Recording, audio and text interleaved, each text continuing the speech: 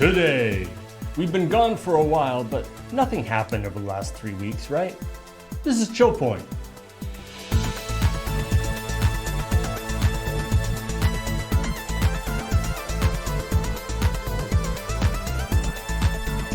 Hey! How did you take your 3 weeks off then?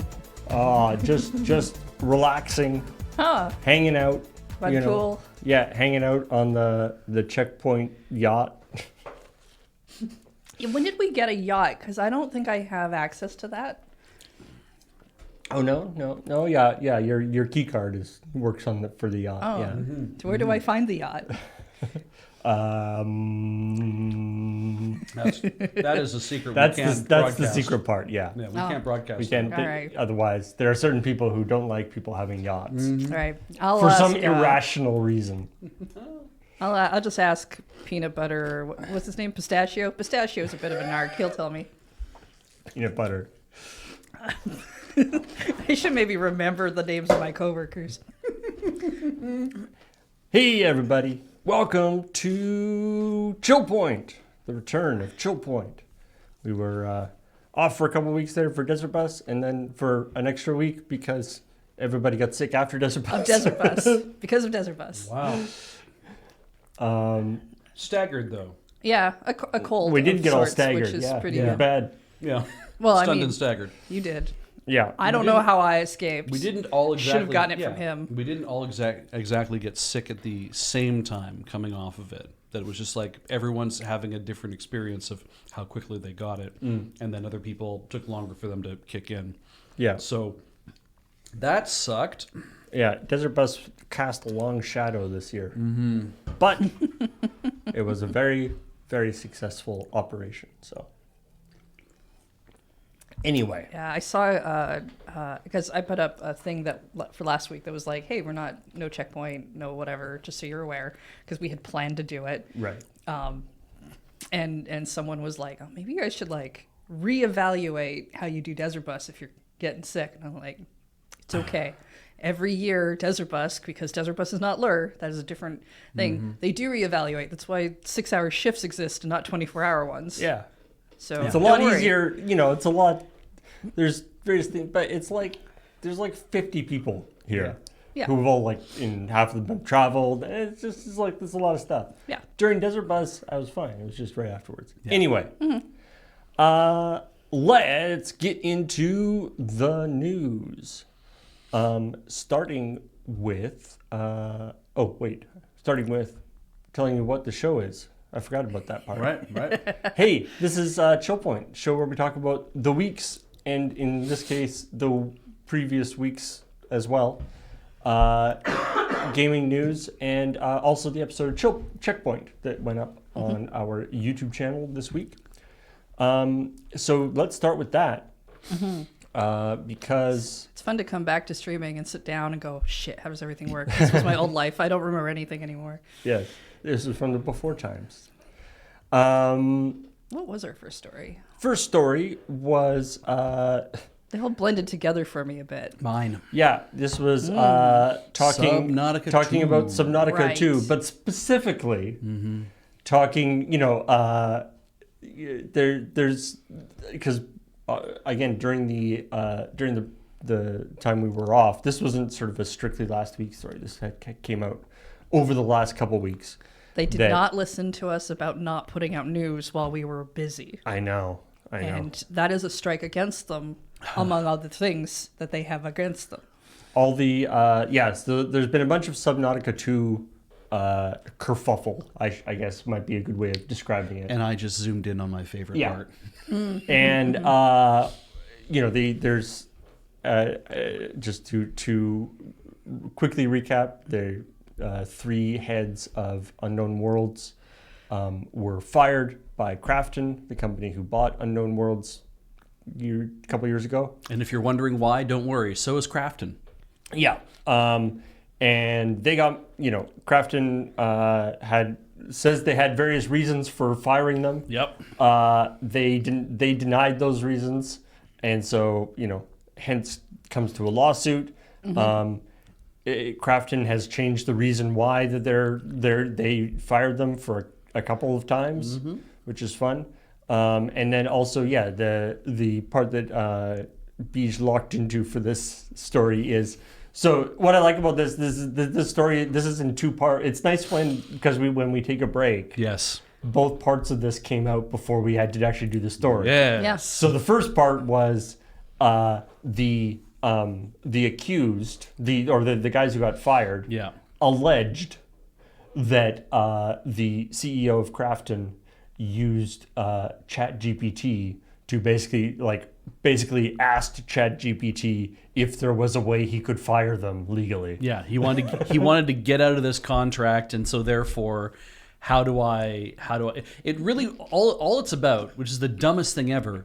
Crafton paid so much money for Unknown Worlds, and said we're going to give you guys an acquisition bonus if you meet the proper the proper milestones. And so Crafton, like the CEO, is like, oh shit, I think I might have overpaid for this company. I need to find a legal way to not have to pay these bonuses. Yeah.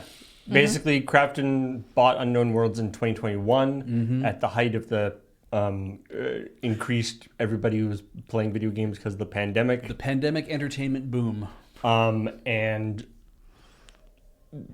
paid way too much for them. It paid a large amount for them, shall we say. Yes. Something like $500 million. And then also part of that contract was that there was going to be an additional $250 million coming if they met certain sales targets. Yeah, and things I've read have been like, the fact that they put that out there at all is just actually ridiculous because that's not normal. And so they paid too much and are now trying to back out of it. And so the guys who were fired, or the heads of Unknown Worlds, alleged that Crafton was tried to use ChatGPT in order to do it. Crafton was like, that is ridiculous. There's no way we would do that. We would never go on the internet. You are simply trying to distract from the important issues that are going on in this lawsuit. Right. Then once the CEO of Crafton actually took the stand and had to, do stuff under oath. That's never stopped people before. I mean, in some ways, it's kind of remarkable that he outright told the truth. He was like, well, yeah, I mean, I use ChatGPT, like everybody uses ChatGPT, to ask all sorts of questions, just like Google search or something, I hope he also Google searced how to escape a bad contract. How to escape a bad contract. Yeah. That would be fun. That I signed and agreed to. So it was like, first it was like alleged, blah, blah, blah. And then like a week later, the actual discovery was happening. And under oath, he was like, yes, I did actually do that. Yeah. So it stopped becoming alleged and started becoming, I actually did do that. What kills me about it is, in his description, is he says, I ask all of my teams, professionals who went to school, God willing, they went to school. But they went to school. They were hired professionally. They have credentials. They studied.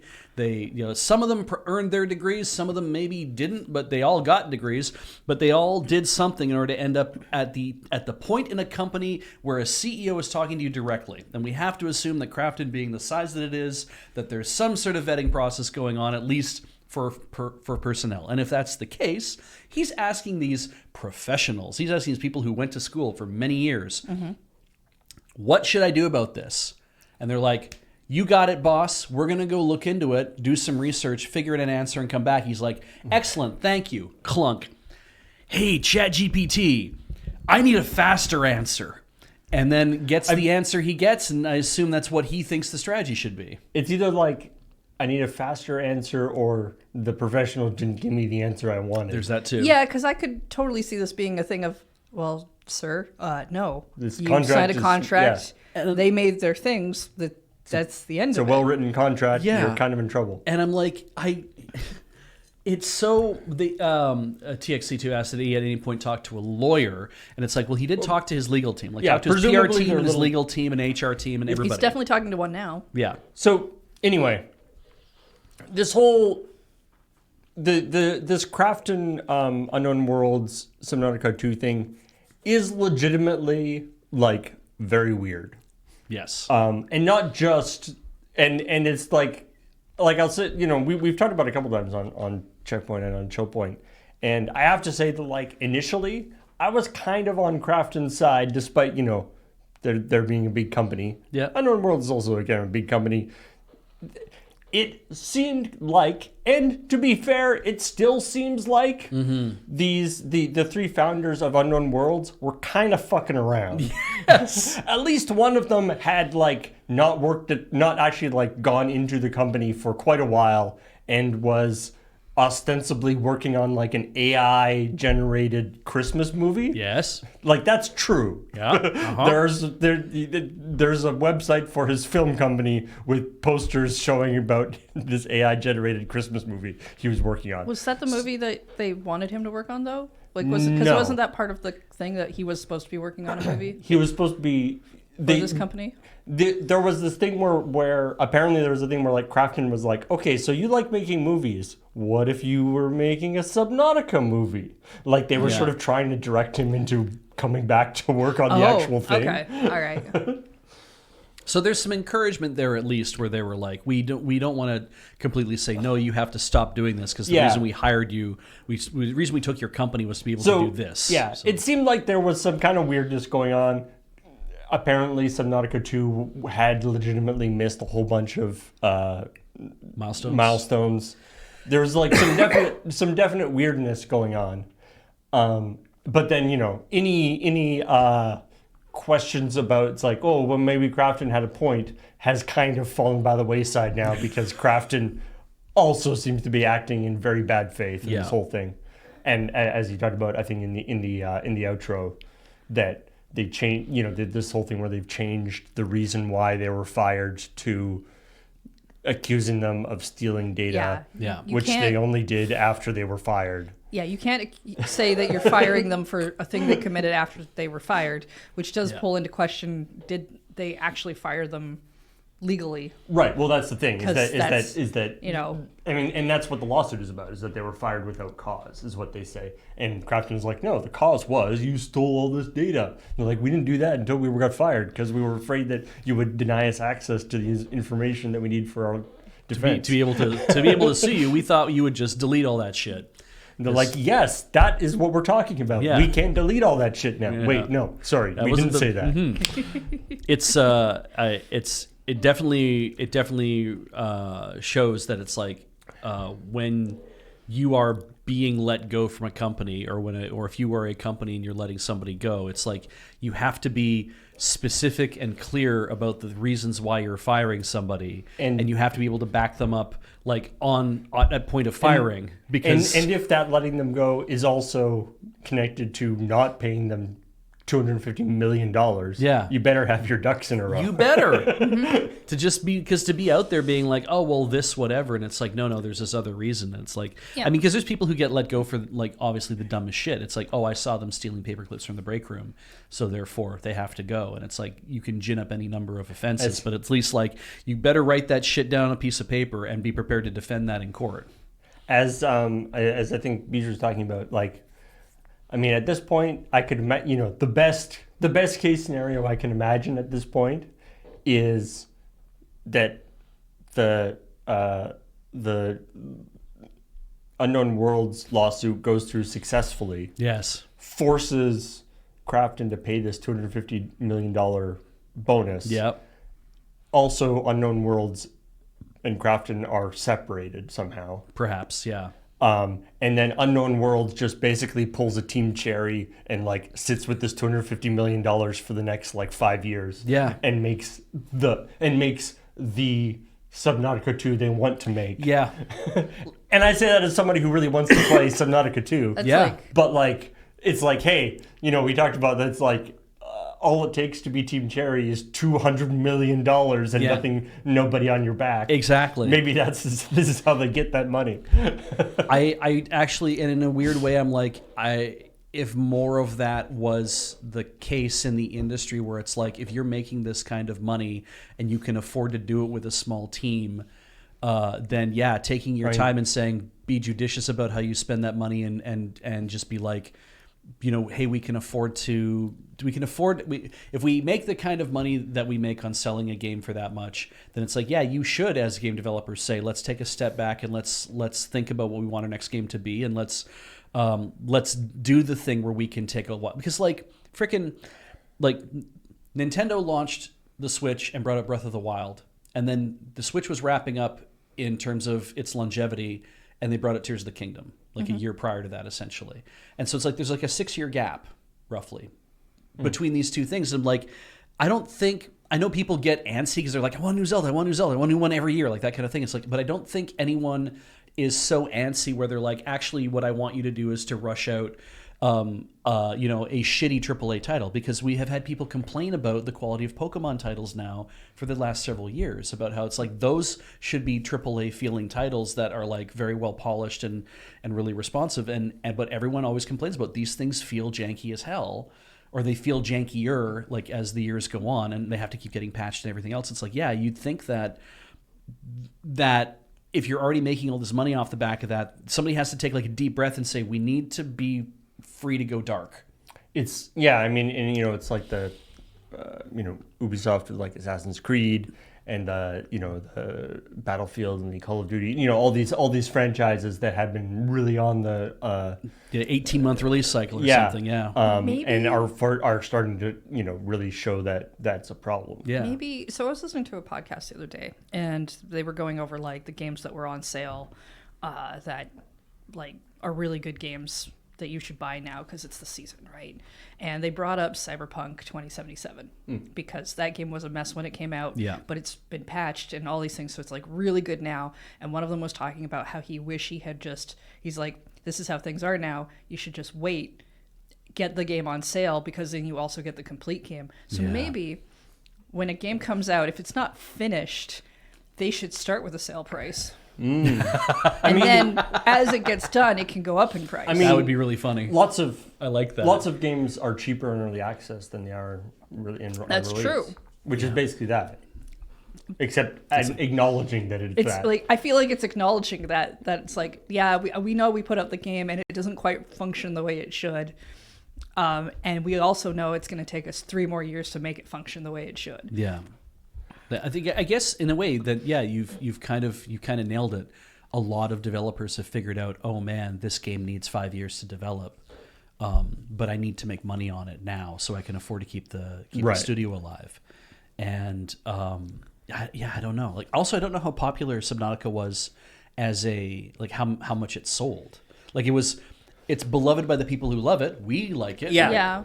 I know it was. Like, I mean, it was a you could get it in beta, couldn't you? You get it in early access for a while. Yeah, it was in early access. Like, it was very successful, and so was Below Zero. Yeah. As people have talked about, probably not quite as successful as their, the purchase price that Crafton put on. Oh yeah, would indicate. But like it was, but then that creates its own problem, right? Because it's this like, we're buying you, it's like you made Subnautica Below Zero. They each made whatever, $200 million. Sure. We're gonna pay $500 million for you. Yeah. So it's like, so the next game you make has to be like at least twice as popular as anything you've ever done before. Or you have to make such a good version, like you have to be able to pull that off again for Subnautica 2, and we want to see Subnautica 3 18 months later. Right. We gotta. Gross. Yeah. Now it is time to actually keep churning these things out. Anyway, let's move on to a story that Cameron wrote about how NVIDIA wants everybody to know that they are not Enron. Okay, so can I ask what is Enron? Oh, right. Enron is a financial company that in the early 2000s? They dealt in the California energy sector. Yeah, it was an energy company that in the early 2000s. Yeah, I believe it was. Imploded in a rather spectacular fashion, and it turned, and it was one of those sort of things that took a whole bunch of stuff with it. And yeah, it was the biggest energy company, and it turned out that it was a big scam. It caused a big sort of bubble. It was sort of it's sort of a go-to thing for a really big company that is massively overvalued, and there wasn't actually anything there inside it. Okay. So there's a couple things. I thought maybe it was a sci-fi movie that I just didn't know. Oh yeah, No, Enron was a real thing. I was like, okay. It was a large portion of the the financial troubles that happened. Yeah, and lots, and like it became a cultural touchstone in the United States for a while as a result, and therefore lots of late night jokes being made about it, and eventually a movie and all that kind of stuff. And yeah, there's definitely how could things go this wrong? And it's like, look at what you've been doing since the 1980s. You enabled all of this. This was the 2000s? Yeah. I see. So anyway, so yeah, in the idea here, and the sort of connection here, so I think Graham was saying that of the times that Cameron has talked about The Big Short in a ChillPoint story, this is the most relevant. Yeah. In the sense that the guy he's talking about in this is the guy who was played by Christian Bale thing. He has a certain amount of street cred because of that. Yeah. And as we talked about, he certainly is not infallible. He has also made many bets that have not panned out. Right. But obviously he was right in that circumstance, and he knows some stuff. Yeah. And so he showed off a bunch of stuff and talked about why this NVIDIA is messing around with the numbers that NVIDIA is talking about don't add up, basically. Right. One of the things, and a couple of people in the comments sort of expanded on this. He's talking about, one of the big things he was talking about was deprecation of NVIDIA's asset, of the sort of the cards that NVIDIA is selling. They're basically they're saying that they are going to be maintaining their value for much longer than you normally expect. Interesting. Like I think they said they're on like a 6-year deprecation schedule. Depreciation, sorry. Yeah. And they're on a 6-year depreciation schedule or something, or right. maybe even longer than that. Right. Whereas normally like a graphics card or a piece of technology that would be on a shorter depreciation schedule. Yeah. And their argument is that, well, these will be useful for a really long time. Yeah. Which they have to say because a lot of these companies are buying the cards from NVIDIA before they're actually finished building their data center that the cards are going into. Right. So it's like, we're selling you futures. We're selling you $1 billion worth of these cool AI specialty cards. Your data center for them isn't going to be done for 2 years, but these cards will still be good then. Yeah, you'll still get another 4 years worth right. of use out of them. And his argument is like, yeah, they'll still be good in 6 years. I still use my 5-year-old iPhone. It is what he's saying. He's I still use my iPhone that's 5 years old. Okay. But on a depreciation schedule, that iPhone is now like worth 10% of what it was. Yes. Like that's just how the financials, like if you had to resell that. Yeah. It's not whether it's still useful, it's what you can resell it at. Anyway, the bottom line is he disagrees with how NVIDIA is presenting themselves. Yeah. And I don't know if he's the one who came up with the diagram showing all the companies that NVIDIA has invested in and who have invested in NVIDIA stock, and basically how the whole thing is just the AI Ouroboros. Everybody investing in each other. Like, if NVIDIA invests $1 billion in a company, and then that company buys $1 billion worth of NVIDIA product with that $1 billion, now $2 billion has been created. Yeah, but it's even though no money has actually really changed hands. Yeah, it's just it's like that. I keep seeing these like little Instagram shorts where people try to like, oh, I'm buying this thing, it's worth this much money, but I gave you this much money, and when at the end they're like, I somehow created $10 more, even though I've only ever had Yeah. 30. There's and it's like, oh, this is the scam people do in order to confuse cashiers in order to steal cash. the thing I've heard reference is the millennial Goodness. economy, where it's the same $20 bill that's being passed around between everybody, going around and around, because it's like, I need to pay you this to pay you back for whatever. Okay, well then I'm going to pay $20 to this person to buy their coffee and a donut, and they're like, great, I'm going to take this $20, I'm going to do this with it. And it's like, there's at no point does that money like it's just always being passed around, but it's always the same $20. It's never more wealth is being created. And in this case, it's kind of the same thing, except it's money on paper being created. Right. And it's like, that's not necessarily bad. No. Like that's the concept of like $20 moving around is sort of basically how the economy works. Yeah, that's we want money to move around, obviously. Yeah, we don't want people just holding money. Yeah. We want it to facilitate transactions and stuff. But anyway, so and some people in the chat are saying that maybe I don't know whether he actually came up with that diagram to begin with. I think lots of other people have done it well. But anyway, it's something he also pointed to that diagram as an example of stuff. So NVIDIA comes up and goes, "We're not on Enron," which he did not actually say. He said that they were like Cisco. Yeah. Which Cisco, by the way, is is. It still exists. Yeah, still exists. But it was a much, much bigger company at the turn of the millennium. .com boom. At the .com boom, they were, everything's just going straight up. Yeah. And we're the ones who are running all the infrastructure because Cisco routers are the best routers. Yeah. So we're massively over provisioning. And then things all collapse. We're basically buying hardware in advance. We're because we know people are going to just keep buying more and more and more of our stuff. So we're just going to keep buying and buying hardware, getting that ready. And it's like, oh wait, shit, there was no demand for any of that, and now we're just.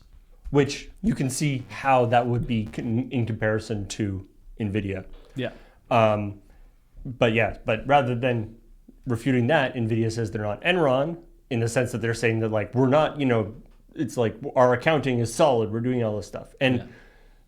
And again, as some people in the comments have said, there is a version of this that makes sense. NVIDIA, unlike, say, Enron or like a financial transaction, like NVIDIA does have real assets. Yeah. It's not all just paper stuff. They've got, they have chips. They have the most, they have got they're very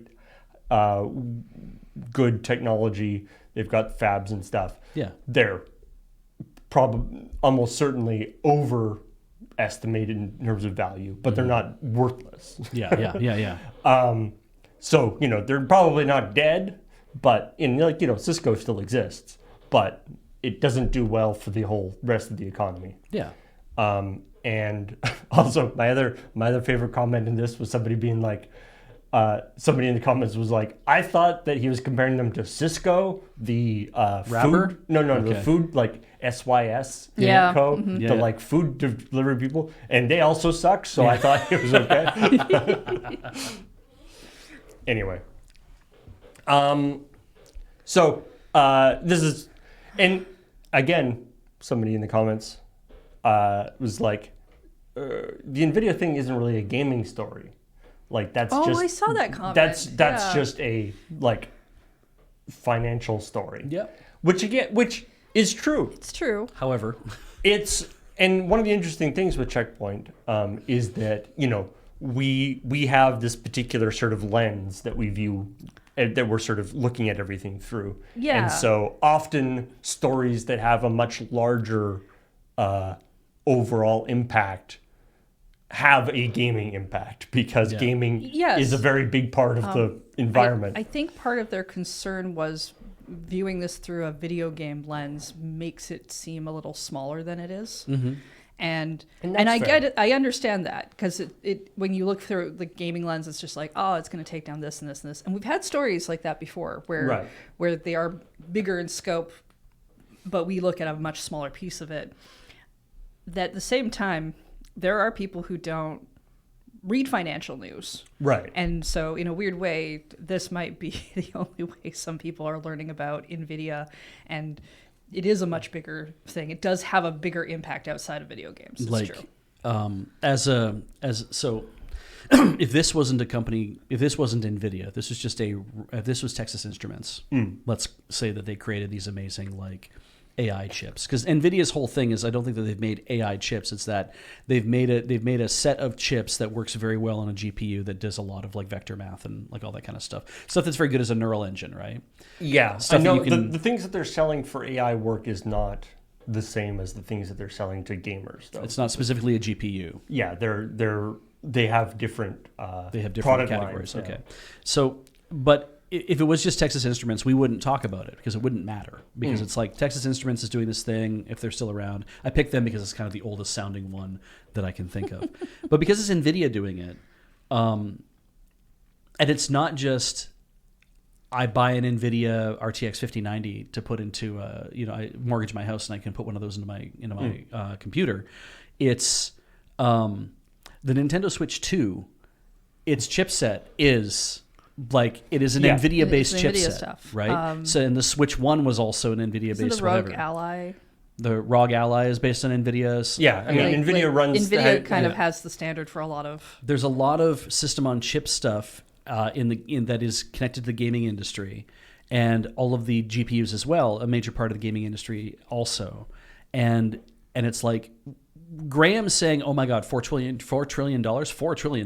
Like saying that out loud, it's like gaming is not all of video gaming is not a $4 trillion industry. Like No. I know it's grown, right? And I know it's one of the largest industries in the world, like next to some other ones. It dwarfs a whole bunch of other ones.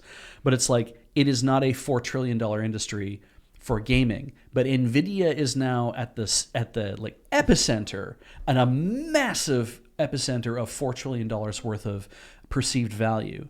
And there is that thing of if all of the pieces start to fall from underneath it, and everyone's like, this doesn't make any sense, this is not going to pan out, because everyone's just making bets that we're going to have an AGI before, we're going to have artificial general intelligence before like the money runs out. And it's like, if at a certain point, if the tower tumbles, it's unclear to me how far NVIDIA falls at that point, because the GPU technology and all the system on chip technology stuff is still things that are part of their portfolio. And do they lose so much money? Well, if you lose enough money, people will come for your head. And then at that point, what happens to that company? Do people lose complete faith in it altogether? Or does NVIDIA's like, we can stay alive by just selling, like Matrox stayed alive for many years by selling to medical imaging? I mean, like you say, Cisco still exists. Yeah, exactly. The companies are still there and they're still doing stuff, but the company, like, how big does a company have to be to fail so hard that everyone is like, we're not doing business with them anymore, or that we don't want to touch anything that's involved with whatever it is that they do? I think you get it's weird because there's definitely like too big to fail is kind of a thing in some respects, but there is also, if NVIDIA is in absolutely everything, like absolutely everything, then wouldn't the potential for it to basically end up getting bailed out by like the government or any of those things be a thing, like they do with banks, or they've tried to do with car companies, I think. They do with car companies as well, yeah. Or other things, because they go, oh, if we don't do that, too much stuff gets affected, so we'll just not let that happen. And I mean, that's a theoretical possibility. Probably not. It's probably more likely that they get like bought by some other company. Maybe they get bought by something or something else. Or split. Like there's other options. I'm thinking more in the sense of like, they're just going to go away. Are there other companies that would fill that position? I don't really know. I mean, yeah, it depends. Like in terms of, gaming stuff, there are alternatives already. Like, AMD is a big player in the thing. So, they're not by themselves. And frankly speaking, if the technology exists, like the things that they've made, people made those things. And so if NVIDIA goes out of business and people have to, or doesn't go out of business, but like suffers a massive shrinkage, some people might get hired away to work at other companies. And if they get hired away to work for companies that actually still do hardware development, because they're hardware developers, so they're going to do hardware development, they might still focus on doing system on a chip development and might focus on doing things that are like, this also is something that can benefit the gaming industry as well. And people might end up being like, oh yeah, we still work on because fucking 3DFX Voodoo, that's technically the nuts of what's in 3DFX still exists in another company somewhere else, right? Some of the things that were based on what went on there has had influence and has been a part of the chain of things that has led to other 3D gaming. I believe it's AMD, like it's AMD ultimately acquired them too. Well, it's Did ATI buy them? yeah. ATI bought 3DFX. Okay. And then AMD bought ATI. Right. And so there's no reason to suspect, like, it's like, and AMD previously also did the chipset and the chips and whatever for the Wii and the GameCube and the Wii U, and it's like, Yeah, they used to be on the AMD and the branch of Xbox things. and yeah. So it's like, and the Steam Deck. it's not so hard to imagine. Nvidia bought 3DFX? Okay. Well, I don't know. Well, there we go. But it's like it's not so hard to imagine where all those other people might, like, other tech companies might have a thing where it's like, man, we just wanted to keep our eyes on making chips. Yeah. And so that's what we'll do. Things will still exist. Yeah. That it's not like we're not talking thing, but from a purely, like, regardless of the actual physical chips and stuff, from a purely sort of stock market financial point of view, there's definitely going to be some pain. Yeah, which will be unfortunate. I'm trying to gauge the amount of pain, because like when banks get bailed out, I kind of get it, because the whole economy would be a thing. I'm not, but when they were like, oh well, we have to bail out car companies, I'm like, are there not enough cars already? Like, would it really be so bad if they all went away for a while? Like, I don't.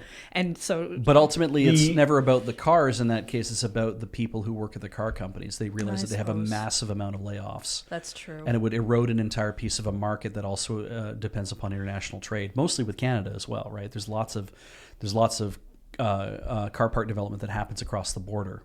And so, in a way, it's like we have to bail out car companies who might die, because if we don't, what's going to happen? They'll just go to business. All these factories will close and whatever. It's like, well, you would assume that Toyota and Honda and Hyundai, and they would all come in and be like, oh, look, a ready car company, like a car factory just sitting there. Let's buy that shit and spin it up and hire a bunch of people to come work for us. That could happen. But I mean, it's also, there's this aspect where, like, a fairly disturbingly large percentage of just, like, the economy, like the current, what is considered to be the GDP of, like, America, is based in part, is part of, sort of caught up in this AI thing. So when that number goes down, even, as we know from, whatever the financial crisis in 2008 and stuff, even if nothing physically has changed. I don't know. I always remember David Mitchell had a great thing for the it's like, he's like, in the 2008, it's like nothing has changed. Like, nothing happened. It's not like there's some crops somewhere that lit on fire and now we don't have any food. It's like, it's just a bunch, he's just like, it's just a bunch of, banking wankers messed around with numbers. And it's like, can't we just, like, go in and put a zero on it and then we all be like, okay, it's fine now? Like, just add a zero to the end. Just pretend it's all fine. And just arrest everybody who was involved and put them in jail and say, look, we did that. We punished those guys. Consumer confidence can come back, Anyway, speaking of consumer confidence, or some people are very confident anyway, there was a very interesting interview with the CEO of Roblox. How interesting. And now, again, this was a story that happened I don't think a person can 2 weeks face ago. palm hard enough into the ground. This was a rather fascinating interview, and a lot of people it was picked up by a lot of different news companies or news outlets at the time. Again, this happened about 2 weeks ago. It was originally in the New York Times podcast called Hard Fork. But it was the sort of trying to spin things positively or to the point of sort of delusionalness Yeah. aspect of this, and this sort of that clearly he didn't ignored when people told him what he was going to be interviewed about, Yep. or decided that he could change the subject. It's like, I'd rather just talk about this other thing. It's like, I bet you would. But anyway, so it's this interview, and ostensibly the interview was supposed to be about that Roblox is implementing new like facial recognition age estimation technology to add to their safety thing. Yeah. And so as part of that, quite reasonably, the podcast people started talking to him about, you know, the things that the struggles that Roblox has had, shall we say, Yeah. in terms of dealing with pedophile stuff, or dealing with child abuse, or dealing with people interacting with children who shouldn't be. And there were so many questions that they kept putting to him over and over, and keep trying to bring it back to like, all we want is a goddamn answer. And I realized the question they should have asked was, when did you stop trying to remove pedophiles from your platform? That's what they should have asked. Because it's the old saw, right? When did you stop beating your wife? It's like, like that kind of thing. It's like, no matter what answer you give, it's a bad answer, right? Because he's like, you have to answer me. Says like, I never beat my wife. I never did that. Yeah. It's like, great. When did you stop trying to remove pedophiles from your platform? We never tried. We never stopped. We never tried to stop. We have kept. Okay, no, we are trying to remove pedophiles from our platform. That might have actually like short-circuited some shit. He would have actually said something real. No, I don't know. I don't think you'd get the same answer. I don't think a stupid gotcha question would have helped. Like asking normal ass questions didn't do anything.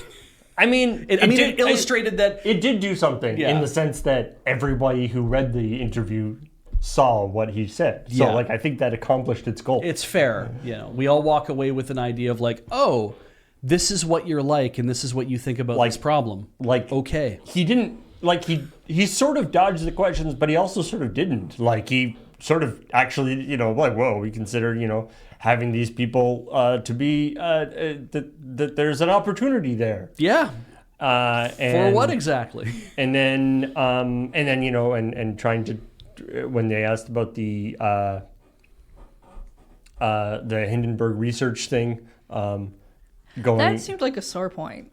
Oh, very much. Yeah. That was great. I mean, I don't think we're the only ones who keep being like, pedophile hellscape. No, Roblox. Probably not. But if you're media trained to deflect and change subjects and do things like that, assuming he is media trained, I debate, sure, but the thing would be not to point out that, but it would be to continue to do the other answers of like, well, we have this opportunity, we have this whatever, we're doing this thing. Sometimes in interviews, what you'll see is people will just answer a completely different question because they've decided that's what they should be sticking to. But to go, you should really like find out that they're not around anymore. Yeah, they're not around. And you should report on that, and you should do your research. That's a sticking point. That's someone going off book. Yeah. And, you know, speaking of going off book, Cameron also went slightly off book because yes, Hindenburg research it's gone, which I think is a shame. It seemed I kind of appreciated what they did. Yeah. I thought that the idea of sort of doing that kind of if all you understand is how the market is treating you, then let's protest you by using the market. Is sort of trying to sort of use the market for good, I guess. Or as a cudgel anyway. As a cudgel, yeah. And yes, it could certainly be. There's certain ways that it could be abused and blah blah blah. Yeah.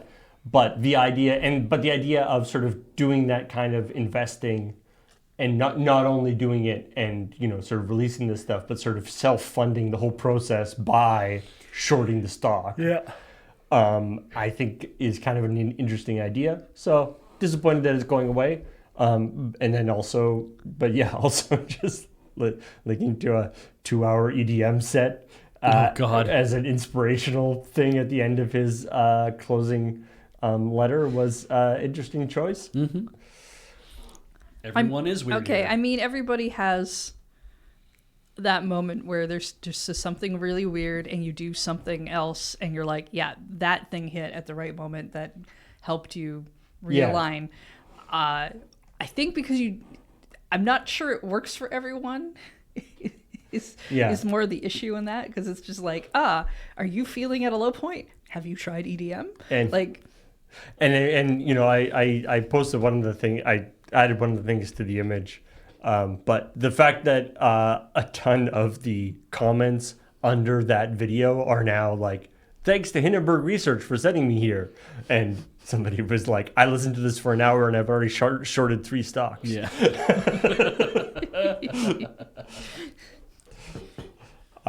Anyway, Makes me wonder what the secret messages were that were embedded into the track.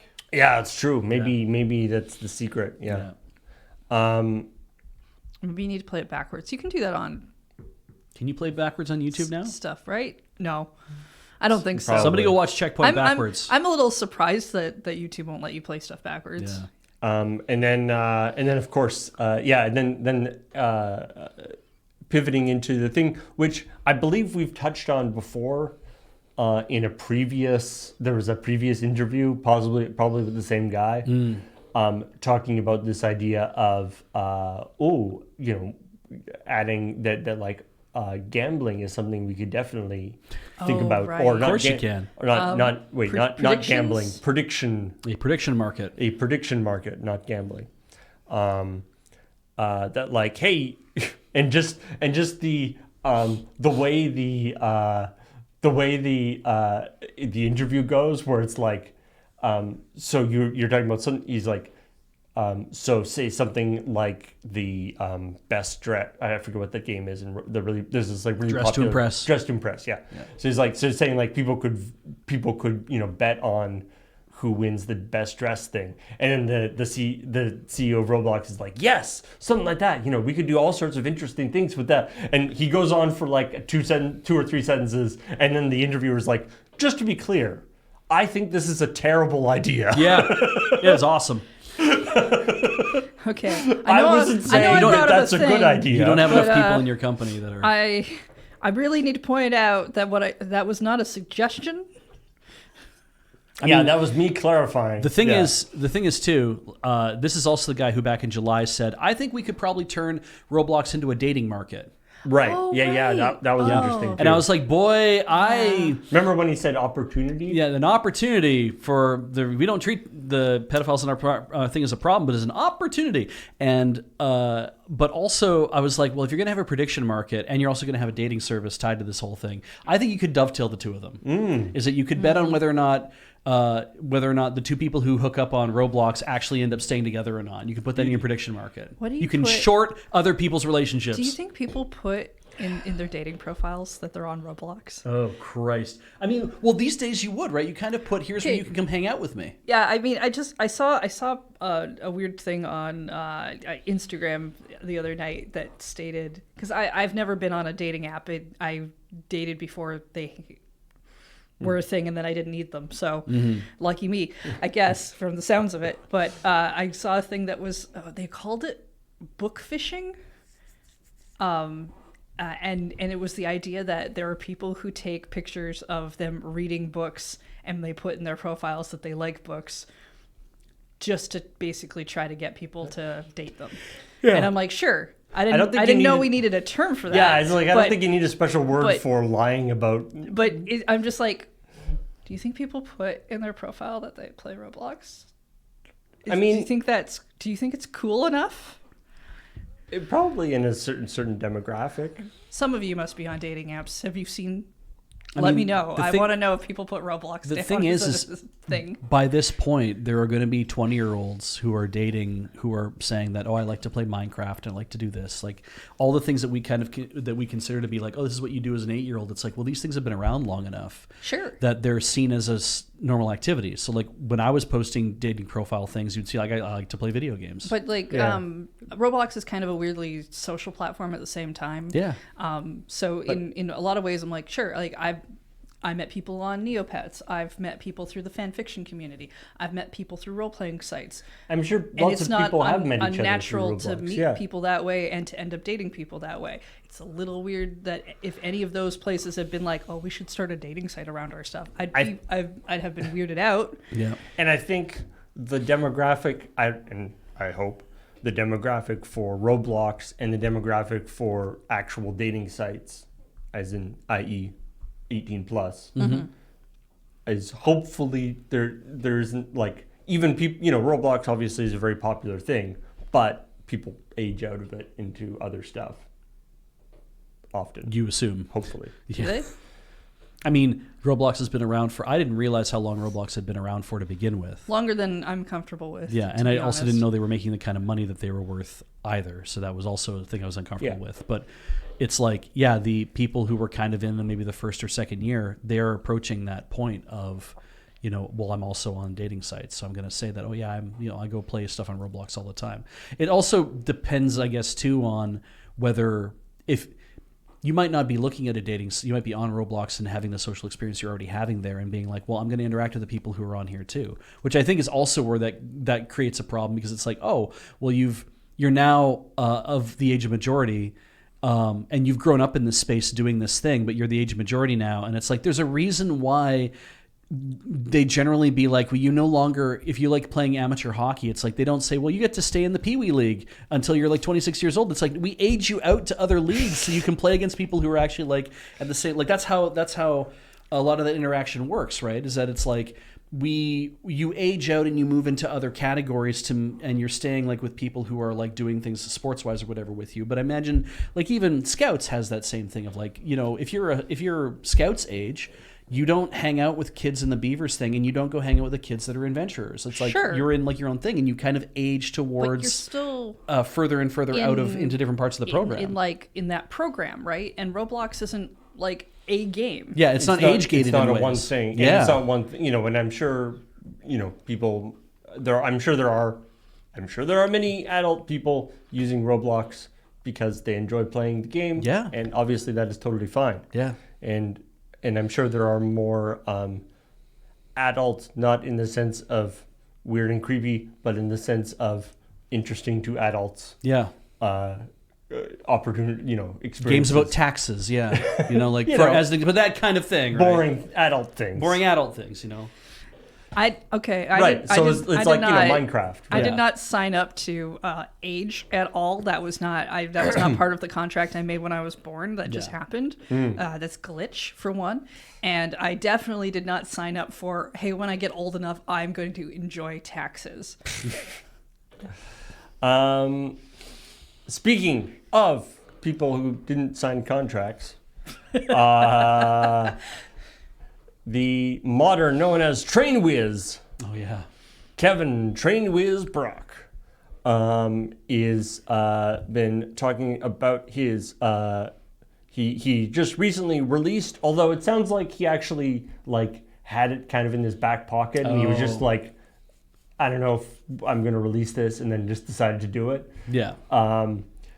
His Thomas the Tank Engine mod for Merowyn, which replaces the Cliff Racers with Thomas the Tank Engine. So they're just weird and creepy and scary. Yeah. And in particular, and I saw like one or two people in the comments on YouTube kind of calling this not like accusing him of bad behavior, but sort of like, this is actually bad.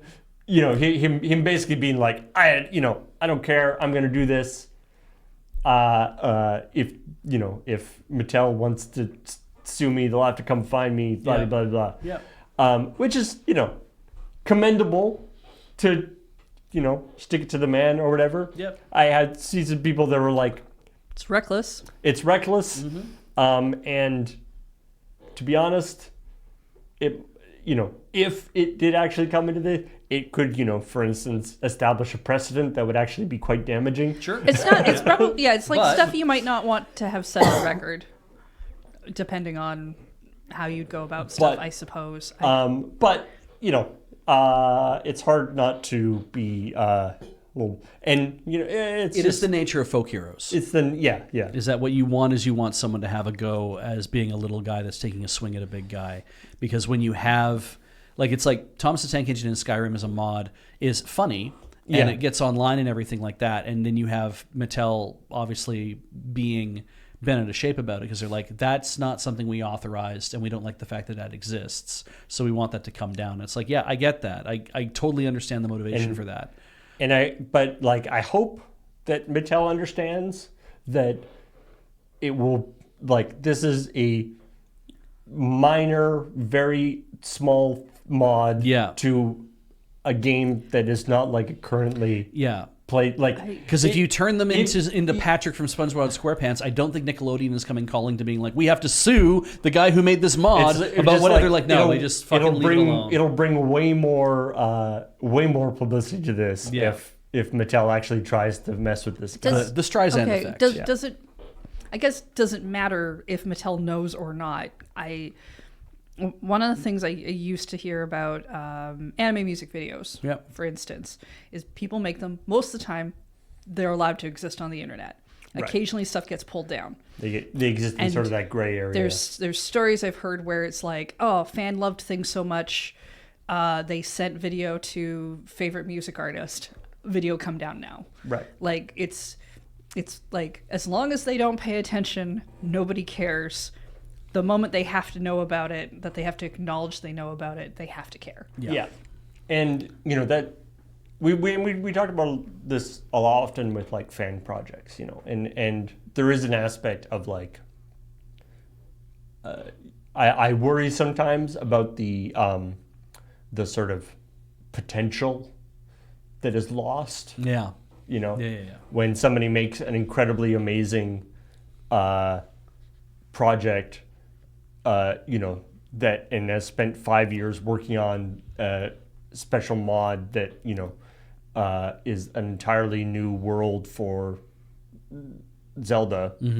It's like, man, you've done so much work and it's so amazing. Yeah. But you're just gonna get, the orbital laser battery is just gonna destroy you. It's like, why not? If you hadn't made it out of Zelda, it's like such a waste of creativity and talent. Yeah.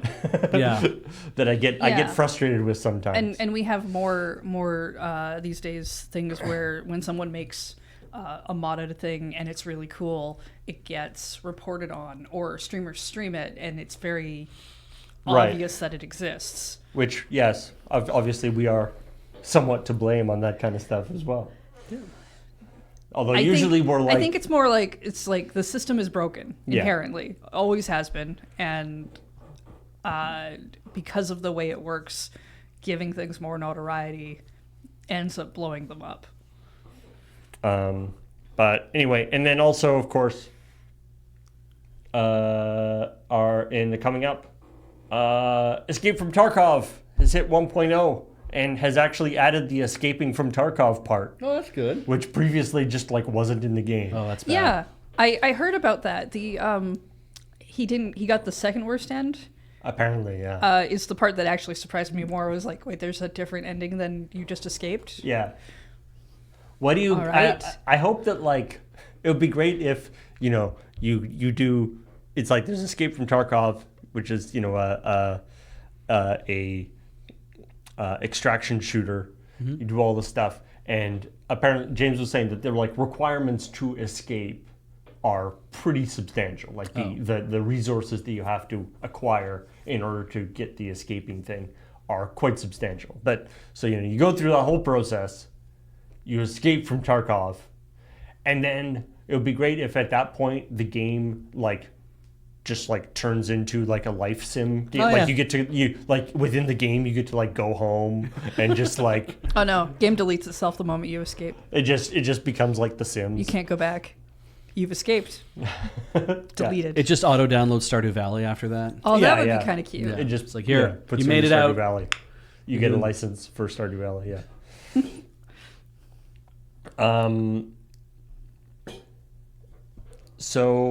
Anyway, let's move on to some stories that didn't make it into the actual episode of ChillPoint.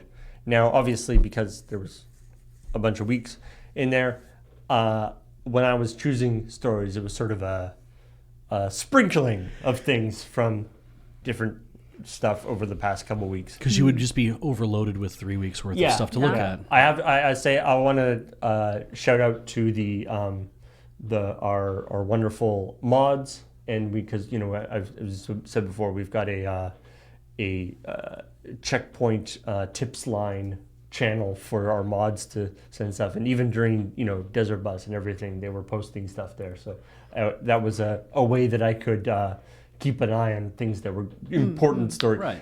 They have a good instinct of what will make a good But checkpoint then story. I have a question. Uh-huh. Which is your favorite?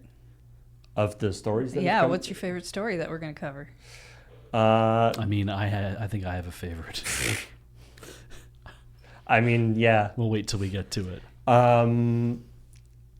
Speaking of, you were talking about Take your time on making pro- games. well, you're talking about Cyberpunk, Yeah. and which is made by CD Projekt Red, and one of the things that they've been talking about is the new Witcher game. Right, they're working on Witcher 4. Witcher 4, yeah, which is theoretically going to be following Triss, is it? Who's like I the- know it follows the girl. I'm not really familiar with The Witcher. Ciri. No, sorry, Triss is the other person. Yeah, Ciri, who's like her Geralt's like Daughter? sort of Like, protege. oh, okay. And it's sort of her journey as a witch because she becomes a witcher. Yeah. Like, I've read some history about CD Projekt Red and how they got the Witcher stuff, and I've been curious about looking into the books, but I haven't engaged with any of the media. So the now the thing for The Witcher 4, has had its own share of issues. They've switched engines from their proprietary Red engine to actually going with like the Unreal. So they're going with sort of the Unreal Engine now. Mm-hmm. With the idea, one of the things that they say was the problem with Cyberpunk is that they were, because they were dealing with their own engine, there was some issues with it and stuff. Whereas with if you're dealing with one of the major engines, then obviously the optimizations and stuff are more well known. Right. Yada yada Right. yada. So they've had to redo some stuff, and there's been some delays and things, but they've said that not only is The Witcher 4 going to be smoking along, but in fact, The Witcher 4, Witcher 5, and then there's going to be a bunch of tie-in games. So basically, they're intending to have in the next 6 years. They're intending to have The Witcher 4 plus 3 sequels. Wait, what? Wow. In the In next 6 years? So The Witcher 4 was going to launch in 2026. They're saying that it will not necessarily launch in 2026, but by whatever 2032, there's going to be like all 4 more Witcher games. Wow. All right. That Which just seems a little overly optimistic. wasn't The Witcher 3 like the game that they decided to put hundreds and hundreds of hours in because they Yeah. were like, no, we can show off how you can do hundreds of hours in a game and it'll be really good.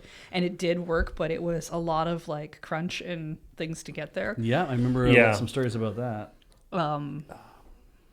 And theoretically, they are also working on a sequel to Cyberpunk 2077. How big is this company? I didn't I think mean, it they're was pretty big. Yeah. They're, I didn't think it was apparently big there's enough for that. There's about 500 people working on, or 447 active developers. They run GOG. Yeah. So like they're pretty big. Okay. Yeah. But yeah, and also I mean as this article points out that like even assuming this quick development schedule, like technology developed for The Witcher 4 isn't going to work for The Witcher 6 in 6 years. Like you know, just the realities of, you know, what the consoles and the development cycle, you know, Right. the resolutions, the different, you know, all the stuff that you do. You have to keep it going, or else Right. you Yeah. No. Because end up looking if bad. it comes out in even if it comes out in the end of 2026, 6 years past that Like 6 years ago, we weren't is playing a in 4K. new. It's but definitely a different console at that point. yeah. Yeah, and then again, Should consoles exist? yeah, maybe consoles won't exist. Who knows? And you know, maybe it'll all be written by AI. I'm just gonna stop playing video games at that. Nope, I don't have to. I can finally catch up on my backlog if we're going that route. Yeah. Absolutely. It's and all besides, fine. I have a contingency plan that is there's still going to be just tons of people old out there. stuff. There's going to be tons of people out there who only want to do stuff by hand. You'll always be able to find video games from those people. Yeah, artisanal. Mm-hmm. This isn't really gaming news. No, but it is my favorite story of everything. okay. Well, I mean, I have to know what Beach's favorite story is. Tommy Tellerico. Oh God, what did he do? He of the formerly of the Amico, Yep. and also video game musician. Yep. He's a composer. Yep.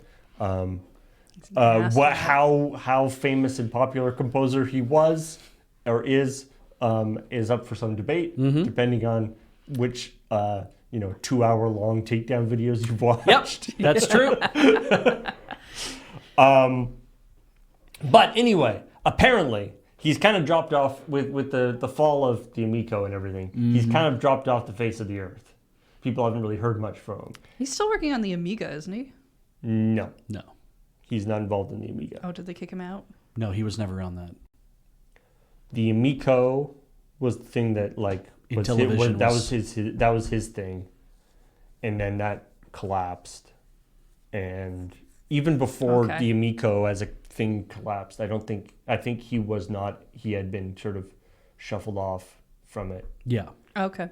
Yeah, I think basically after the H Bomber Guy thing came out, and there was a lot of like whatever, it was like he left that project, and then at some point it was like now the Amico ended up, I think, selling the Intellivision name and everything else to somebody else, and they're trying to make the Amico work, which it won't, and yeah, they're just kind of like stuck. Nothing's going to happen. All there. right. Anyway, apparently he's been playing a lot of backgammon Great, good for him. Okay. online. Mm-hmm. And he's been involved in several backgammon tournaments. All right. Under the name Sammy Salazar. That's why not pick a slightly more normal name?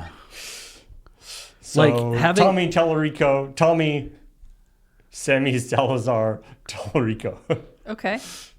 Like even if he came by the last name, honestly, like it was a last name that's part of his family or something, having there's a term for this, like Peter Parker and like all that, where it has the Alliteration? Yeah, the alliterative pseudonym, right? Like that kind of thing. Having an alliterative pseudonym is like, that's more suspicious than if it was just like, I'm Doug Salazar. If you just called yourself Doug Salazar, no one would have thought anything. But you went with, and not even Sam Salazar, but Sammy Salazar, which sounds like a guy who's running drugs. I'm always partial to you have a first name that basically also matches your last name in some way. Like Oh, sure. Frankie, Frankson, Yeah. that kind of thing, where That- you're just like, oh, your parents hated you. Yes. And that's the thing is I just look at that and I'm like, I would not have done that, my guy. It sounds a little too goofy. Anyway, Yeah, but that's what he's doing now. technically not video game news, other than the fact that he has been very involved in video games in the past. The news is That he's going that under a pseudonym. He's playing Backgammon. Backgammon online under a different name. Yes. That's not really news. That's not even news. It's just like, Here's a report on what this guy's doing. here's this dude that we all hate, so I guess we should talk about him. Okay. I mean, it's pretty funny. News but- about people we hate or we don't like is news. Like, No, that's just stalking. again, we come back to the thing of like it would not even catch my interest in the least if it was just like my name is Richard Smith and I'm playing backgammon. It's like, fine, I get it. You want to go to backgammon tournaments, you want to do this, and you're just going to give yourself a fake name. Why? Because you don't want people to sit down in front of you and recognize you and be like, hey, you look like that. He's like, my name's Richard Smith. It's like, I've heard this before, whatever. You want to do that thing of I want to just get through this without having people confront me whether they like me or they don't like me. But then giving yourself a name like that is like, that's like asking people to pay attention to you. If he was signing up for like competitive tournaments under a fake name and showing up in a trench coat and like the fake mustache and stuff, I'd be like, that's pretty funny news, to be sure. But an online handle being different than your actual name just doesn't. Well, it looks like he was showing up to real tournaments with the fake name. Yeah. Yeah. Like he was coming in real life saying, oh, yeah, my name is this. I'm signing up like this. I'm just like, it's grow a mustache. Maybe he can't. I can't grow a mustache. He might not Maybe be he able can't to. grow an either. So, He also might look awful with a mustache. Yeah. So anyway. Only he would know. Because I don't think anyone's ever investigated him for his mustache. Or non-mustache. All right. Speaking of things that keep getting beaten, I guess. I don't know. Destiny 2 is having some issues. Again? Still. Like with Still. skins or... No. This is a more fundamental. Oh. So, basically, the latest expansion ever since the final shape, which was sort of the end of the saga that they were working on. Right. They've been struggling a little bit to figure out what the next thing is.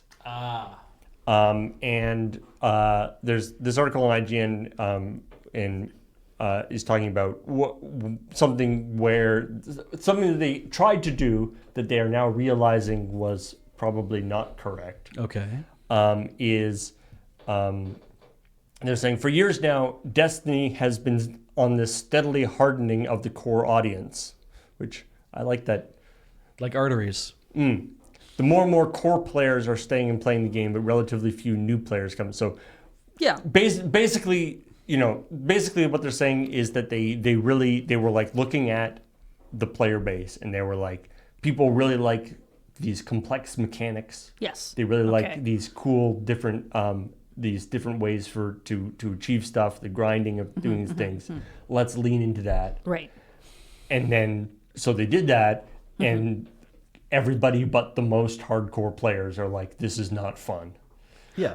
Yes. And- I mean, that and- makes sense. Yeah. And so they're like, maybe this, appealing to just the hardcore players and nobody new ever comes into the game is not actually like a That's winning. a huge problem That's for not a winning an idea. online service game. Yeah. Yeah. That's why.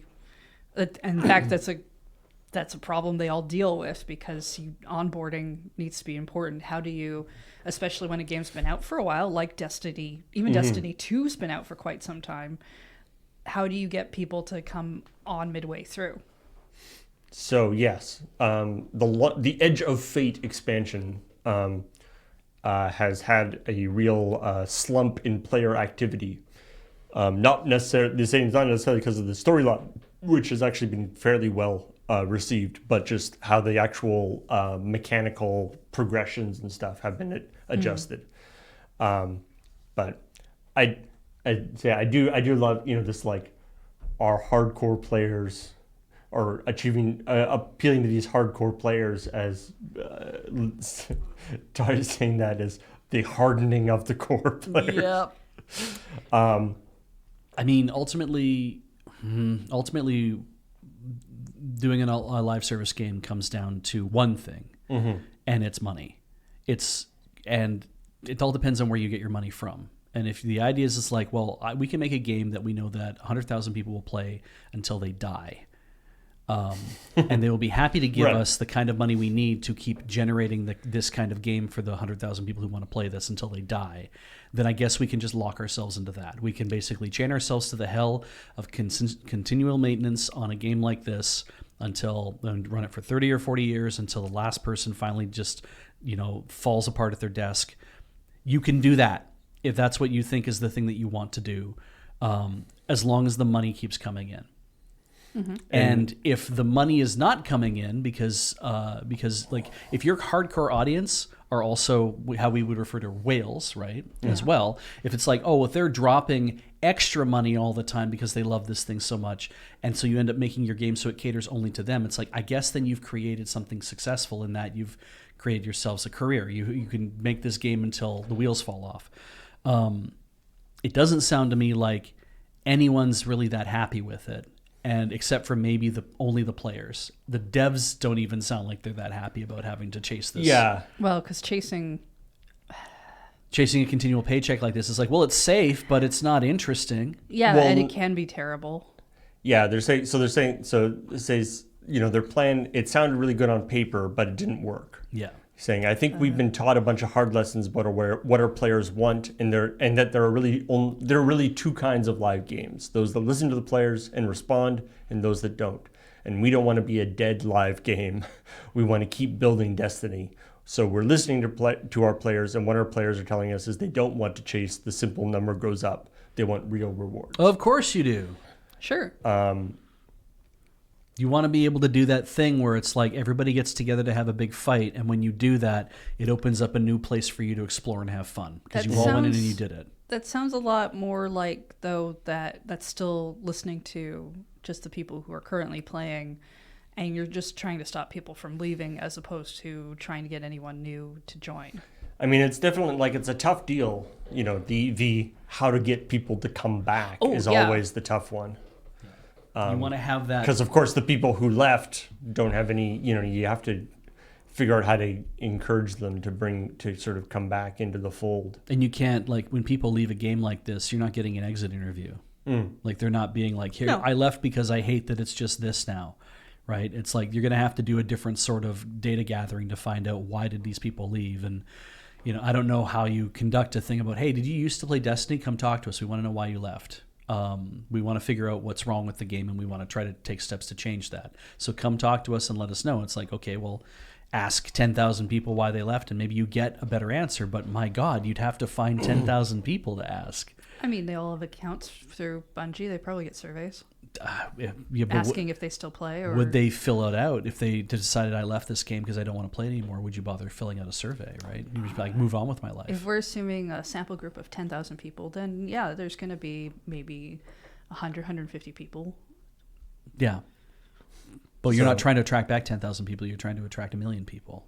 I know. So that's hard too. But it's still some information. It's not no information. It's fair, yeah.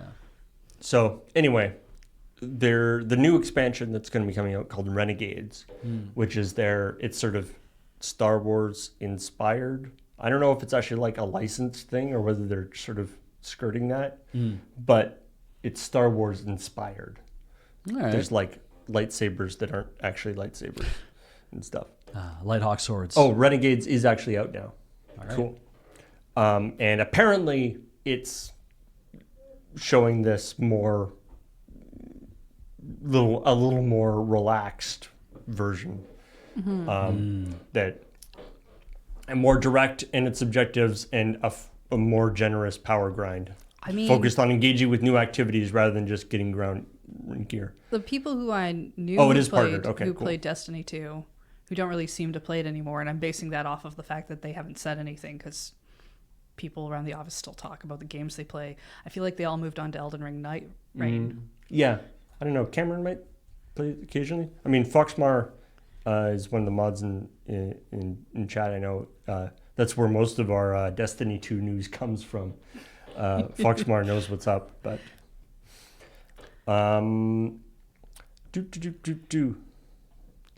let's talk about something more important, like these Crocs that look like Xbox controllers. Excellent. Okay. Oh, yeah, I want to see them. Show me these Crocs. Excuse me. That seems like terrible I see the hand Doom gripping logo. positioning. Yeah. I would not use these Crocs as a controller based on that image. X Crocs. X They Crocs. just seem. I feel like my hands might get cramped X Croc. Gonna give it to you. God, I feel like these are from the terrible small photos. space. These are I know. terrible. These are really bad photos. There are no photos of it like straight on to the. Straight I mean, onto it's nice the to toe. be able to here we see go. the side, but yeah, where's the? Oh, it's That's even, a good there we photo. go. That's better. It's even got the having the joysticks on the. It makes the joysticks look like weird warts. yeah. Yeah. I mean, I just think it's funny that it's only playable from your position, right? When your feet are in it and you look down, you see that that's how you're supposed to hold it. Oh, that's true. Yeah, they have it. So you're supposed to be holding it Yeah. with your foot like yeah, in like- front of you So- like that. Yeah. This is a. I feel like this layout's real weird. Yeah, I always thought that the button Yeah. layout for Xbox is weird. Doesn't make any real sense. Anyway, They should definitely hire like a contortionist to actually like Show play- themselves. to show them playing with it Oh my god. I mean, I assume you play it with your feet, right? so it is. with your other foot. Yeah. Those are official. Those are official. Okay. And in fact, my favorite part about this is because finishing the fight starts with the right footwear. This is from the official Halo X account. Let Master Chief guide your feet by picking up the new Xbox Jibba's Charms pack. Oh, I Okay. see. This is like the there's the you can get the regular Right. thing, and then there's charms for different games. Oh, sure.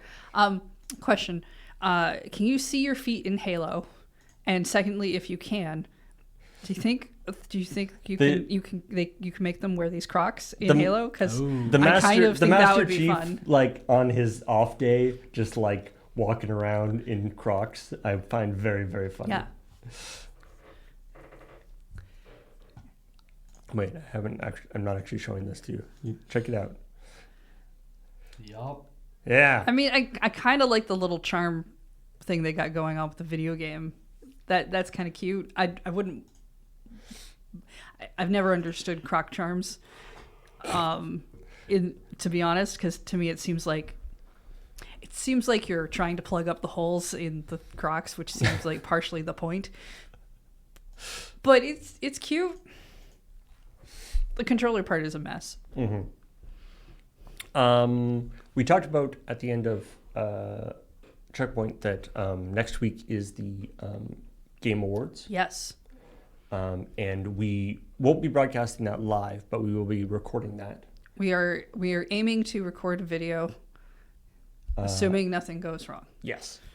And I'm sure there'll be some news about it. But anyway, one of the things is the best debut indie game nomination for Megabonk They pulled out. has the developer has withdrawn from that category. Right. Because He says, it is an honor, and it's an honor and a dream for Megabonk to be nominated for the Game Awards. But unfortunately, I don't think I qualify for the category debut indie game because I've made games in the past under different studio names. cool. Megabonk is not my first game. Yeah, I know there was speculation about like whether or not they would add in a game to cover that slot, or if they would just leave it. They would just take it off the Game Awards, and I hadn't gone to look to see if that question got answered. And yeah, and you know, some people have said that it's like, hey, look at if you like the term, like the idea of like first game or debut game. There's a lot of wiggle room there for like. Oh, definitely. It's like a lot of the games are the first game for that studio, but Yes. people have worked on other games. Oh, absolutely. So they probably And- could have been fine. And I don't think it would have been terrible because I mean it's just the Game Awards. I don't think it would have been terrible if they hadn't withdrawn. I do think it's interesting to see someone withdraw though. yeah. Because I didn't know you could. Yeah. I was like, really? You can do that? You can say, hey, no, I don't want to be there? I didn't think that was an option. And Jeff Keighley has actually said, so Megabonk Game, a nominee for Best Debut Indie Game, reached out to clarify that he is an established solo developer who has been presenting himself as a new creator under the name Vednad. We are grateful for his honesty, and as a result, Megabonk will be moved from category. I'm reminded of I think Stephen Notley, great Stephen Notley, author of Bob Dang Your Flower, wonderful cartoon or wonderful comic strip. He there was a post that he was nominated for best new indie strip after he'd been producing it for like 10 years. He's like, yep, that's about right for my career trajectory. What's funny though, in a lot of cases though too, things like that happen because you languish in relative obscurity for a while, and then when people discover you, right, when it's like when you're actually being noticed by a group of people, then they want to be able to like, oh well, we should celebrate this person. They are thinking that I just found out about you this year, so therefore this must be your first year because I just found out about you this year. Yeah, things are only new when I know about them. Yeah, and that happens a lot, like in all sorts of like award categories and other things like that, where it's like you might have spent years upon years upon years like acting and doing whatever, but then it's like you break through, you end up at fucking the Tony Awards or whatever, and next thing it's like, oh, best breakthrough talent, it's like this 49-year-old man with this amazing voice and all these kind of things. It's like, man, where have you been all my life? It's like, I've been languishing in Victoria, BC, performing for the last 15 years, trying to find an opportunity to get onto some other things, and I've been working on my stuff, and I've been sending you and then finally I make it through, and it's like, and then I'm a big deal, and you all love me, and it's like, oh, best debut talent, and it's kind of like, fucking whatever. It's like, I've been sending you specifically audition tapes, and you ignored them. Yeah, constantly. And then I got on this other thing, and all of a sudden you love me. So it's,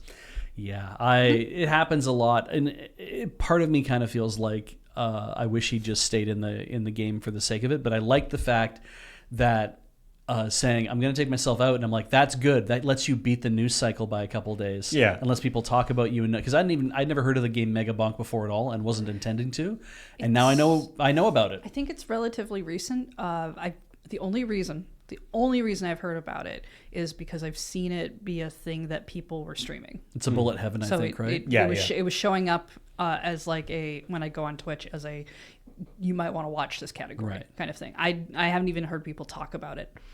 Another story another thing that came out of the Game Awards, of course, Claire Obscure Expedition 33, with the most nominated game of all time. Oh, really? Awards. Yeah, wow. It has most nominations of any game. Cool. But I like is they were also the developers of Claire Obscure are like, hey, there should be a category for motion capture artists. Which is one of those things where it's like, yes, that is a great point. They deserve to be celebrated for their work. Yeah.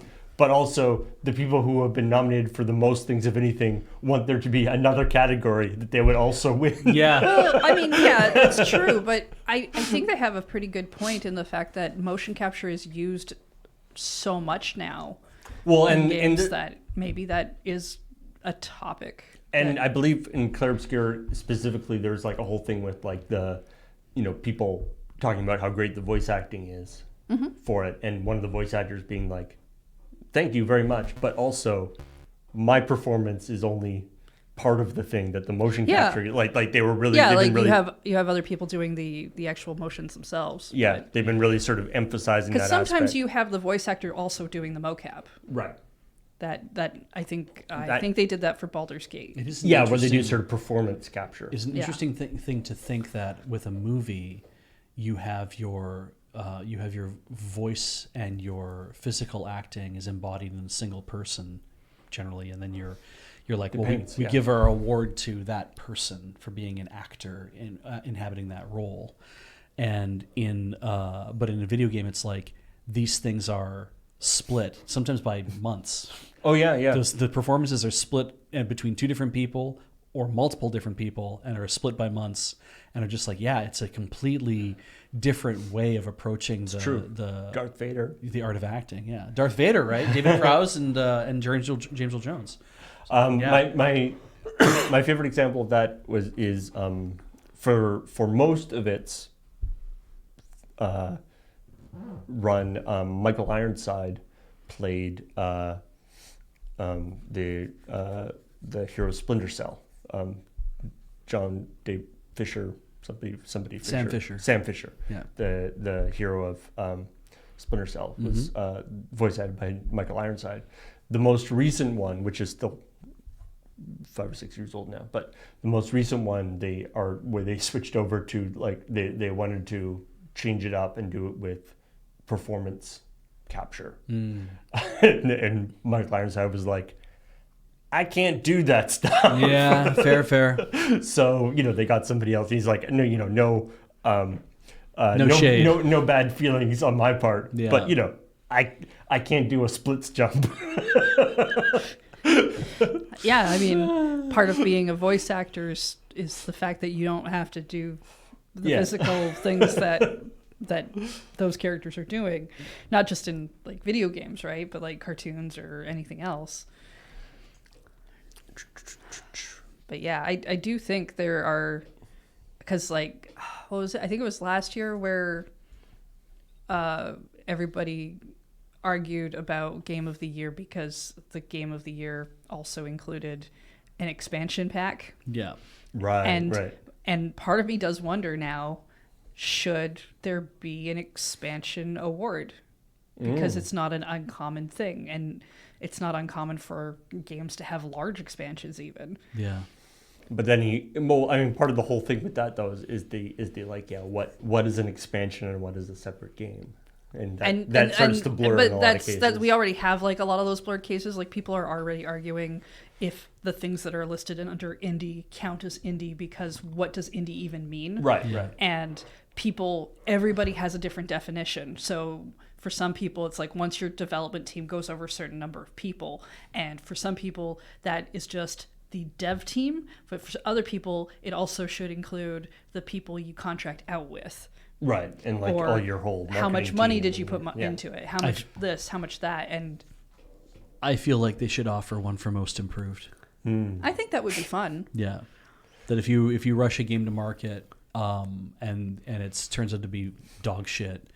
Like at game, launch, not in early game. access either, right? You have a most improved game, and not like early access, but literally like you release this thing to market for sales. It's not early access. It's literally like we're selling this game as it is, and it just sucks, and people don't like it. And you pull a No Man's Sky or a Cyberpunk 2077, and over the course of 5 years, you fix the game. Yeah. And at that point, it's like, okay, you know what?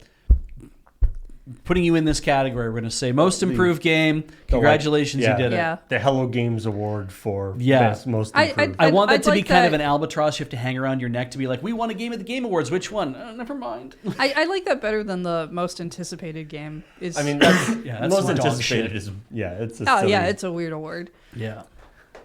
Actually, speaking of anticipating things, Bethesda doesn't want you to do that. No. Oh. What do they want you to do instead? They want you to go, wow, that thing's great. Oh, okay. Basically, Have they done anything that would make me do that? I mean, Oblivion Remastered. So no. Okay. All right. They're like, we like shadow drops. We only want to do shadow drops from now on. Great. Basically, all right, okay, sure. basically, we all have short attention spans. It's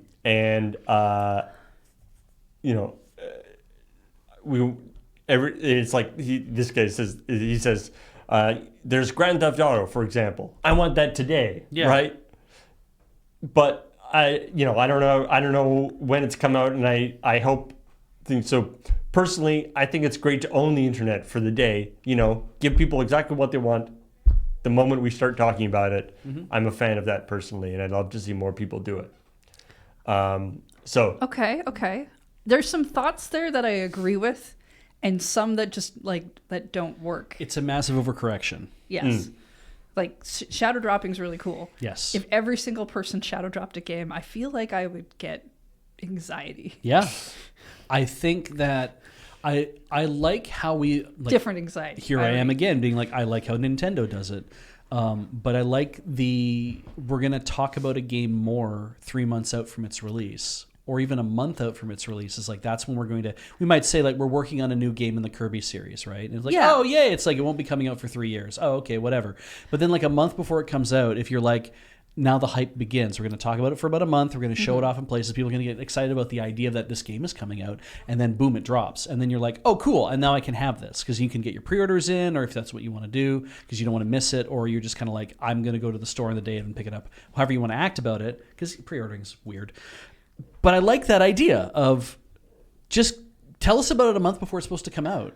I like Nintendo's MO is typically like, even with a really big game like Zelda, is like, hey, we're working on that. And then what's supposed to happen for most of their stuff is when they're about 6 weeks to a month out is when they do their hype cycle of you finally start to get more information about the game and everything going on. But the one thing that they do that I like a lot more is we've had it happen a couple of times where this game that you didn't know about, sure, there were probably rumors about it, is coming out in 2 months.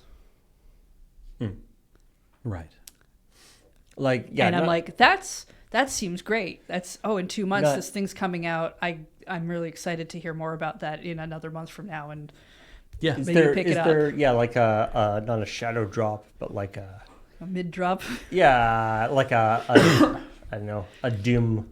Yeah, I mean, one of the things is their promotional stuff usually covers mostly what's coming out in the next 6 months, and then maybe you get some teasers for stuff that's a little later. And I like that. Like, everyone complained about Team Cherry dropping their game 2 weeks. Yeah, it's not quite the same, because a shadow drop is more of a It's usually what you see as a shadow drop is there's an event where people are advertising a bunch of stuff, and then they show you a trailer, and you're in the middle of going, cool, that's another thing I'm going to put on my list because I really like the look of that. And at the end of the trailer, they're like, oh, it's out like now. Right. That's what people think of as a shadow drop. Where a shadow drop is also sometimes just, hey, we just put the game out and we didn't tell anyone. Yeah. That's not as exciting. No, like especially like if you are like at an event or something, it's like, here's 5 new exciting games that are going to be coming out in the next 6 months. Oh, by the way, here's a 6th game that is available now. Yeah. To sort of tide you over until the other 5 come out. Like, I kind of like that idea. Yeah. Just to kind of be like, it's like, oh, I have a thing I can kind of indulge in it for this moment. Like, what we're trying to correct for is things like Metroid Prime 4. Yeah. Which had to go through a change in studio and starting over and all these other things, and then you're constantly like, when is this coming out? What's going on with it? Who knows if it's ever coming out? And then even when they start to tell you things about, or GTA 6, they tell you things about it, and you're like, I'm really excited for that. Oh, it's been delayed again. Okay, but I'm really excited for it. Now I'm really tired of being really excited about things. I don't care about this thing anymore. Yeah, and I agree, that sucks. Not every game gets the Silk Song treatment. Because most games get the Daikatana treatment. I would argue that Silk Song overhyped. Because it was also a game that people kept talking about so long that there are definitely people who said, I'm not going to play that. Sure. I mean, like, the amount, but the thing is, like, none of that was driven, at least as far as we know, none of that was driven by. That's true. None of that was driven by Team Cherry. That was just hype from the audience. And if the audience hype is what that's the thing. It's like, I like God, but I hate his fan club, that kind of idea. And it's like, if you're like, oh, I like Hollow Knight, but I hate its fan club. It's like, I can understand why you would be sick about hearing about Silksong. But I feel like, the other thing of this game is coming out, and then the game comes out, and you keep getting told how amazing and cool and wonderful it is by the marketing, and then you actually play the game and it turns out to be just, it's just like foot trash, and you're just like, this is awful. Like, what do you... obviously it's like I can't believe anything that's going to come out of those people's mouths because I've just been bait and switched is how it feels like. I've been told a wonderful thing and I've been given a terrible thing. Like I do like knowing that, oh, they're working on another Zelda game. Yeah. I don't think they've said that. We all know instinctively we they all are. know they probably are, because why wouldn't they be? Yeah. But it's nice when like you hear that information and then it's like, great, whatever. But that constant, there seems to be a trailer every couple months for a game. You're like, I don't see how this comes out until like another 6 years from now. Yeah. And then the problem is then it comes out and you're like, wait, didn't that game come out like 2 years ago? Yeah. And there are cases in which I understand it, because like sometimes you see games that are in beta for a really long time because they're an indie title or they're a thing and they need to get more they need to get more people invested in buying the game so they can keep making the game. I don't know how that works in the AAA space of we put this stuff out and audience hype maybe dictates how much investment we get, or if we can push a deadline or those things. But I assume some of that's in there, which is why there's a little bit of that. It's not the whole point of it. I mean, as we talked about in the episode ChillPoint, who else thought that Routine had already come out? I'd never heard of it before. I remember it getting brought up somewhere, because I think maybe it was Last Game Awards or something. So I think maybe Graham was like, "Oh, hey, Routine." And I was like, "I don't know what that is, and I don't care."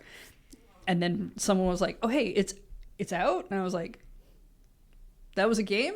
And I think like occupying a more like calm, mature approach to some of these things, where you can say to a company that's like, because Bethesda dev saying, man, I really wish we could just get back to a game. Either that, because like on the NES, right, a game gets announced in a magazine and comes out the next month, and that's kind of how you heard about those things. But now we don't have that, because we have an interested video game journalism news cycle, and we have people who feed on that and feed on rumors and feed on all this kind of stuff. And I'm like, I completely understand the impetus of just let us go back to our offices and get to work and not have to think about feeding a news cycle every 6 months to try to keep people interested in the thing that we're making. Just let us make a thing that you want. And if somebody calls us up and like, hey, can we get a status report on how that's going because the fans are interested? It's like, we're still working on it. We figure we're about 40% of the way done with what we want to do. We're still on track. Nothing has fallen off the wayside or whatever. And and you just kind of treat it like that. It's like it's less exciting. It's less, you can't build hype about something like that. But at least people who are kind of interested in the back of their mind, they're like, when you hear it's like, oh, we're getting very close to the end of the cycle now. We're about 90% finished. But that last 10% can be pretty rough. So, and then you can kind of treat it like calmly and maturely, but that's not really the watchword for how shit works in the industry either these days. When you watch some Twitch streamers, there are people who really enjoy watching maybe the streamer who does a reaction video you'll see the stuff that gets clipped. No, it's like not even just that, like, because I feel like watching someone get really excited and be like, oh yeah, I'm really excited for that is fine for me.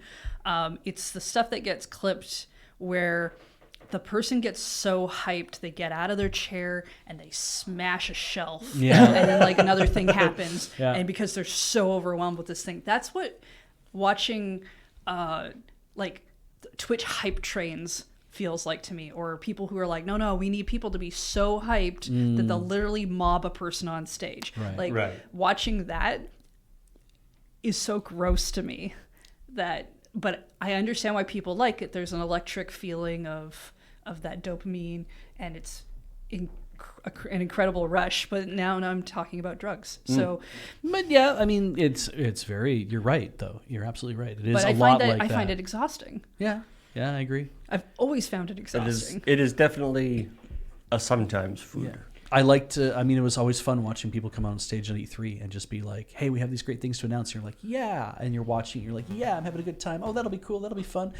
And that, I think, was maybe like the most I enjoy, is being able to watch those kind of presentations. Because I didn't get those when I was young. And so getting them later in life, I'm like, oh, I get to see this thing for the first time. Oh, that's fun. Oh, that's great. Oh, whatever. And you're kind of like, I'm interested. And now more and more I've just been like, I'll watch a direct when it comes out, but I don't think too heavily about, I'm mostly just kind of waiting to see is there something that I like to play that is getting a sequel? Nice, Oh, sure. I have changed. But a lot. I still miss some of the E3 Nintendo Directs where they did more goofy things, right? Iwata staring at a bunch of bananas, the outfits, the Muppets. The Star Fox puppets. Yeah, those things like where they got to be a little goofy and did whatever, and you felt like someone was having fun there. Yeah. But like that's still like that level of like I like seeing my friends be excited about stuff, but not to the point where they're going to go out into the middle of the street and destroy things. Yeah, there's that too. Yeah. Finally, speaking of people being excited about things.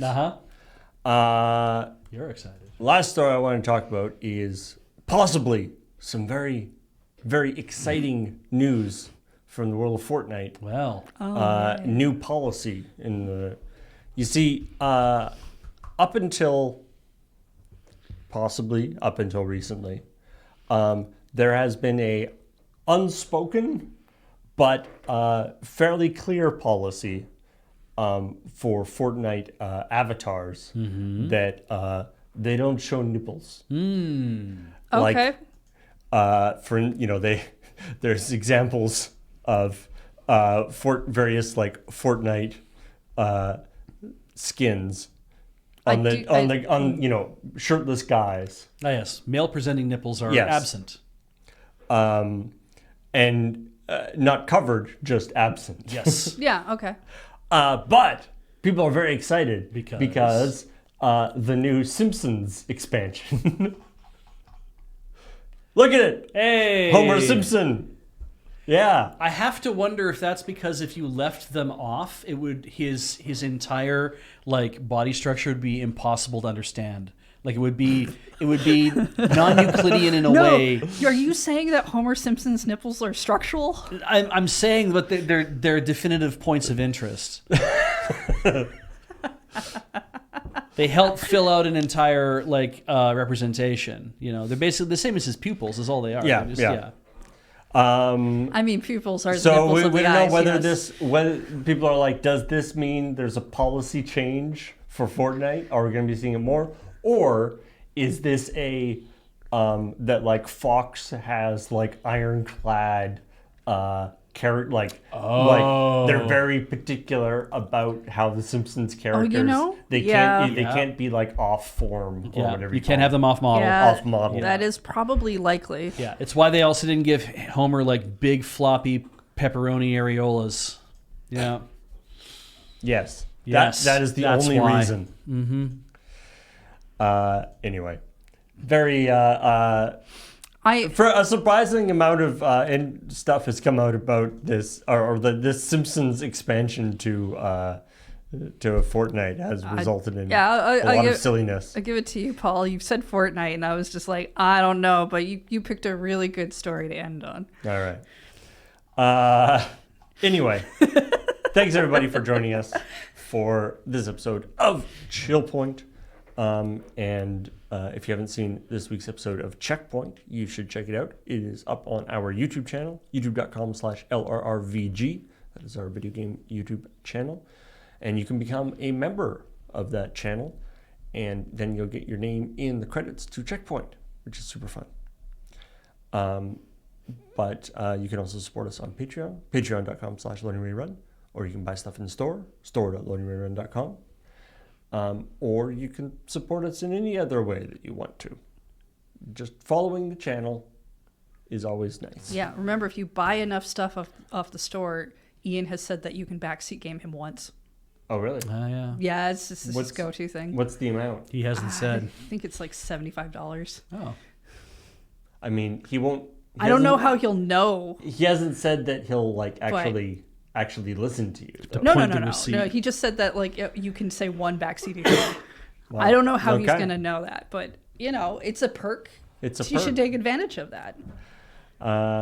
Anyway, thanks everybody for watching, and we will talk to all y'all later. Bye.